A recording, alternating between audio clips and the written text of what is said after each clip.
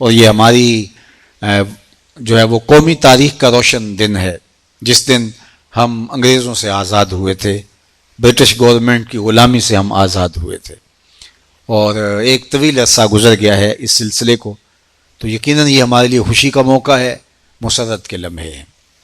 لیکن ہمیں ملک تو آزاد کروا لیا ہم نے، خطہ تو آزاد کروا لیا ہم نے، لیکن ہم نے اس خطے کو جس مقصد کے لیے آزاد کروایا تھا اس مقصد کے حصول کے لیے بھی ہمیں جد و جہد کرنی ہوگی، اس کے لیے محنت کرنی ہوگی، اور جو ہمارے اسلاف نے، بزرگوں نے، آباء و اجداد نے قربانیاں دی تھیں اس وطن کو حاصل کرنے کے لیے، کوئی ایک قربانی نہیں دی گئی، لاکھوں لوگوں نے اپنا لہو پیش کیا تھا، اور وہ آسان کام نہیں تھا اس خطہ ارضی کو حاصل کرنا، لیکن اس سے مشکل کام اس کے اندر وہ نظم پیدا کرنا جس کے لیے یہ ملک حاصل کیا گیا۔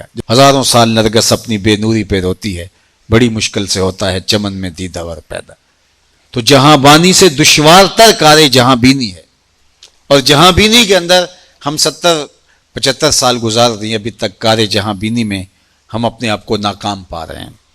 چہرے بدلتے رہتے ہیں لیکن وہ ملتے جلتے چہرے ہیں، اور ایک تو وقت تھا کہ جب ایک حکومت بدلتی تھی دوسری آتی تھی، لوگ خوش ہوتے تھے، پتہ نہیں امیدیں ہوتی تھی، لیکن اب تو وہ بھی خوشی چھن گئی ہے۔ اب حکومتیں جاتی ہیں اور اس کی جگہ کوئی نیا آتا ہے تو لوگوں کو کوئی خوشی نہیں ہوتی، اس لیے کہ لوگوں کو پتہ ہے کہ وہی مشق ہوگی۔ تو آج ایک مایوسی کی کیفیت تو ہے کہ لوگ بہت مایوس ہو گئے ہیں۔ یہ شاید میں جب سے ہوش سنبھالا ہے تو ہوش سنبھالنے کے بعد کوئی 45 46 14 اگست تو میں نے دیکھے ہیں، ہوش سنبھالنے کے بعد میں نے اتنا مایوس ماحول کبھی نہیں دیکھا جو اس وقت ہے۔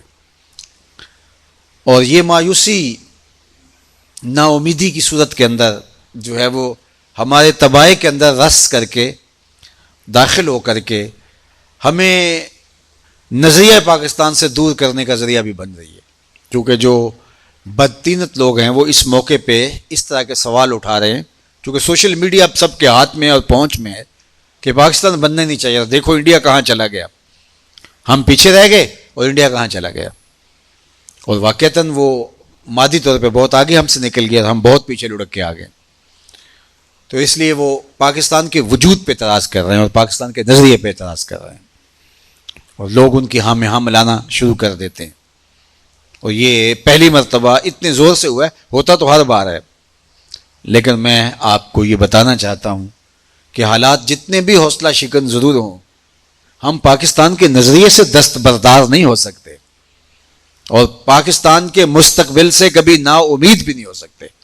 میں اس جمعۃ المبارک کے موقع پر کہا تھا کہ میں پورے تیقن سے کہہ رہا ہوں، اور مجھے اس بات کا احساس ہے، میں کس ممبر پہ بیٹھا ہوں، مجھے اس بات کا احساس ہے اور پورے تیقن سے کہہ رہا ہوں، ماضی میں بھی کہا اور آج میں نے کہا پھر کہہ رہا ہوں، اور اس بات کو میں یہاں اس فروغ علم کانفرنس میں دوبارہ دہرا رہا ہوں اور پورے تیقن کے ساتھ کہہ رہا ہوں کہ پاکستان مٹنے کے لیے نہیں، قیامت تک قائم رہنے کے لیے معرض وجود میں آیا تھا، یہ نہیں مٹے گا انشاءاللہ۔ مشکل حالات قوموں پہ آتے، آپ تاریخیں پڑھیں قوموں کی، یہ تو ابھی 75-76 برس ہوئے ہیں، کئی 100 سال تک قومیں بنی ہیں دھکے کھا کے اور زیتیں سہ کے، مدتیں گزر گئی، صدیاں کاٹی ہیں لوگوں نے، صدیوں کے پیچ و تاب کے بعد جو ہے وہ قوموں کی نمو ہوئی ہے، قوموں کا وجود سامنے آیا ہے۔ تو اس لیے کوئی ایسی بات نہیں ہے انشاءاللہ، اگر اندھیرا گہرا ہے تو اندھیرا جتنا گہرا ہوتا ہے اسی کے دامن سے سپیدہ سحر نمودار ہوتا ہے۔ اگر حالات اتنے کٹھن ہیں تو کوئی بات نہیں، جب یہ دہشت گردی کا طوفان آیا تھا تو اس وقت کوئی کہتا تھا کہ اس سے ہم نکل پائیں گے؟ انشاءاللہ ہم اس سے بھی نکل جائیں گے، اللہ کے فضل سے نکلیں گے انشاءاللہ، آج نہیں تو کل ہم ضرور دیکھیں گے، نہیں تو ہماری نسلیں ضرور دیکھیں گے انشاءاللہ۔ پاکستان اللہ جل شانہ کی عنایتوں کا ایک عملی روپ ہے جو ہم اپنی آنکھوں سے دیکھ رہے ہیں، اور یہ مٹنے کے لیے نہیں، قیامت تک قائم رہنے کے لیے معرض وجود میں آیا تھا۔ اس وقت جو ہم سزا کاٹ رہے ہیں یہ ہماری اپنی بدعمالیوں کی سزا ہے۔ وہ پچھلے دن کسی نے کہا کہ اس مرتبہ ہم جو ہے وہ موڈ میں نہیں ہے پاکستان کا دن 14 اگست منانے کے موڈ میں نہیں ہے، کسی نوجوان نے کہا اس مرتبہ پھیکا رنگ رہے گا 14 اگست کا، چونکہ ہم اس موڈ میں نہیں ہیں کہ 14 اگست کو منائیں. تو میں نے کہا کہ تم جس انداز سے 14 اگست کو مناتے ہو تو اس سے پاکستان کو کیا فائدہ ہوتا ہے. جس طرح تم جو ہے وہ باجے لے کر کے اور گاڑیوں کے سلنسر نکال کر کے سڑکوں کے اوپر شور و غل کرتے ہو، اس سال یہ نہیں نہ کرو گے، یہی نہیں کرو گے نا، یہی نہیں مناؤ گے. یا تو یہ ہے کہ پچھلے 14 اگست کو آپ نے پورا قرآن ختم کیا تھا اور اس سال جو ہے وہ آپ کہیں گے کہ نہیں ہم نہیں قرآن نہیں پڑھیں گے. باجے بجائے تھے نا، تم نے سلنسر نکال کر کے شور و غل کیا تھا نا، تم نے غل غپارہ ہی کیا تھا نا. تم نے سحری کے وقت اٹھ کے دعائیں تو نہیں مانگی تھی کہ اس سال نہیں مانگو گے. تم نے قرآن خوانی تو نہیں کی تھی کہ اس سال نہیں کرو گے. تو وہ نہ کرو، اس سے کیا پاکستان کو فرق پڑتا ہے؟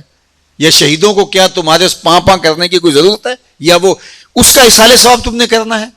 تو میں نے کہا کوئی فرق نہیں پڑتا، وہ تمہارا ہلہ گلہ ہے، تمہارے نفس کی تسکین ہے. پاکستان کو اس کو نہ کبھی پہلے کوئی فائدہ ہوا نہ فائدہ ہونا، بلکہ تمہارے شور و غل کے اندر پاکستان کا نظریہ دب جاتا ہے.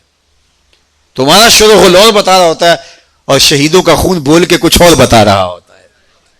تم زیادتی کر رہے ہوتے ہو شہیدوں کے بہتے ہوئے خون کے دھارے، اور تم وہاں جو ہے وہ آوازیں کس رہے ہوتے ہو اور اس کا سلنسر کھول کے تم اس شورے جو ہے وہ خون شہیداں کی آواز لوگوں کے کانوں تک نہیں پہنچنے دیتے.